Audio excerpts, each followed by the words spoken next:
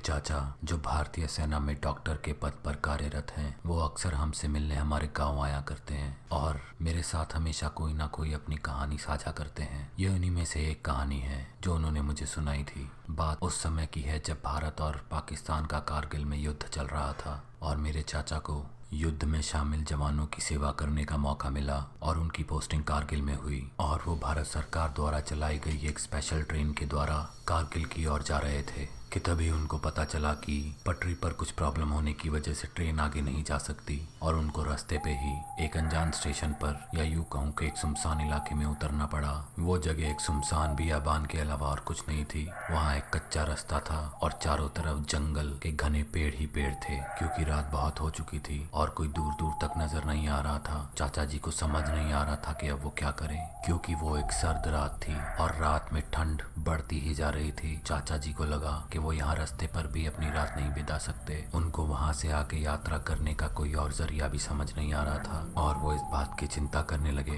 कि अब मैं रात कहाँ बिताऊंगा। वो अभी इस बात के बारे में सोच ही रहे थे कि उन्हें दूर कहीं धुंधलाता सा एक साया नजर आया। उस साये के करीब आने पर चाचा जी को लगा कि वो कोई एक बूढ़ी औरत है। उनके बिना कुछ पूछे ही उस औरत ने कहा कि अगर आप किसी भी तरह की सवारी का इंतजार कर रहे हैं तो आपको आज तो वो बिल्कुल नहीं मिलेगी। हो सकता है शायद कल मिल जाए। यहीं पास में मेरा छोटा सा घर है, आप चाहें तो वहाँ रात बिता सकते हैं। आपके खाने पीने का इंतजाम भी हो जाएगा। चाचा जी को लगा कि इस समय इस जगह पर इससे अच्छा इंतजाम और कहीं नहीं हो सकता और क्योंकि वो भारतीय सेना में थे उनको किसी प्रकार का कोई डर भी नहीं लग रहा था। उन्होंने बिना देर लगाए कहा चलो चलते हैं। उन्होंने अपना सूटकेस उठाया और उस औरत के पीछे पीछे चलने लगे। वो एक सुनसान रास्ता था जो एक बहुत ही घने जंगल से होता हुआ गुजरता था। करीब आधे घंटे चलने के बाद उस औरत का घर आ गया। इतनी देर चलने के बाद चाचा जी बहुत ही ज्यादा भूखा महसूस कर रहे थे और बहुत ही ज्यादा थके हुए भी थे। घर में घुसने के बाद औरत ने दिया जलाया और खाना बनाना शुरू किया। ये पहली बार था जब चाचा जी उस औरत को सही तरह से देख सके। तब उनको महसूस हुआ कि ये औरत नहीं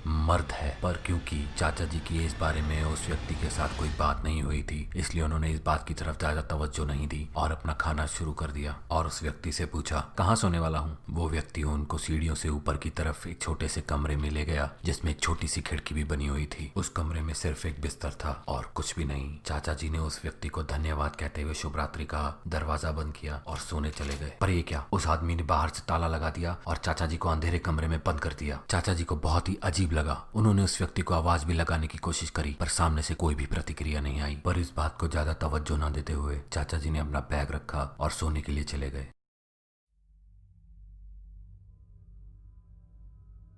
ऐसे में रात को उनकी आंख खुली और उनको एक अजीब सी घबराहट होने लगी। उन्होंने सोचा कि मैं अच्छे से देख लूं कि मेरे कमरे में कुछ ऐसा तो नहीं है जिसकी वजह से मुझे इतनी घबराहट हो रही है। अब क्योंकि उनके कमरे में सिर्फ एक पलंग था उन्होंने पलंग के नीचे चेक करना ही उचित समझा और तब उनकी आंखें खुली के खुली रह गई। इतना बड़ा सदमा उनको शायद अपनी जिंदगी में कभी नहीं लगा था। उस बिस्तर के नीचे एक आदमी की सड़ी गली और बहुत ही पुरानी लाश रखी हुई थी जो शायद बहुत समय से पड़े रहने की वजह से पूरी तरह से सूख चुकी थी। कुछ समय के लिए चाचा जी की सोचने और समझने की शक्ति ने काम करना बिल्कुल बंद कर दिया। उनको बिल्कुल समझ नहीं आ रहा था कि वो क्या करें। उन्होंने कोशिश की कि वो जाकर खिड़की तोड़ दे और वहां से निकल जाएं, लेकिन वो खिड़की पूरी तरह से लॉक्ड थी जिसको हिलाना भी नामुमकिन था। उन्होंने कुछ कदमों की आहट सुनी जैसे कि वो कदम ऊपर की तरफ आ रहे हों, धीरे धीरे आगे बढ़ते हुए। क्योंकि उनके पास भागने का कोई और रास्ता नहीं था उन्हें एक तरकीब सूझी। उन्होंने फटाफट उस लाश को बिस्तर पर लिटाया, उसके ऊपर चादर ढकी और खुद उस बिस्तर के नीचे छुप गए। अभी कुछ ही पल बीते थे कि दरवाजे का लॉक अपने आप खुलने लगा और वो समझ गए कि कुछ गड़बड़ होने वाली है। थोड़ी देर बाद उनको एहसास हुआ कि वो व्यक्ति बिस्तर के ऊपर किसी एक बहुत ही पैने हथियार से वार पे वार किए जा रहा है, वार पे वार किए जा रहा है और सोचने लगे कि अगर उसकी जगह मैं होता तो मेरे साथ क्या होता। देखते ही देखते वो हथियार फर्श पर आ गिरा और धीरे धीरे वो व्यक्ति वापस दरवाजे की तरफ बढ़ा और सीढ़ियों से होते हुए नीचे चला गया। चाचा जी की आंखें फटी की फटी रह गई और वो ये सोच में पड़ गए कि अगर उस लाश की जगह इस वक्त उनका शरीर वहां होता तो उसके साथ क्या हुआ होता। ऐसे में उन्होंने अपना दिमाग लड़ाया और वो रॉड उठाई, फटाफट उस खिड़की की तरफ लगे और उसको तोड़ने की कोशिश करने लगे। जल्दी से उसको तोड़ा, खिड़की से अपना बैग बाहर निकाला, खुद बाहर की ओर कूदे और वहां से इतनी तेज भागे कि उन्होंने एक बार भी पीछे पलट कर नहीं देखा। भागते भागते वो हाईवे पर जा पहुंचे जहाँ पर उन्हें आर्मी का एक ट्रक मिला जिसकी मदद से वो अपने कैंप की ओर चल निकले। पर लेकिन उन्होंने उसके बाद ये निश्चय किया कि अब वो कभी भी किसी भी अनजान व्यक्ति के घर पर कभी नहीं रुकेंगे। ये कहानी आपको कैसी लगी दोस्तों, प्लीज़ कमेंट करके मुझे ज़रूर बताएं और मेरे इस चैनल को सब्सक्राइब करें अगर आपको ऐसा कंटेंट और ज़्यादा देखना है तो। Thank you.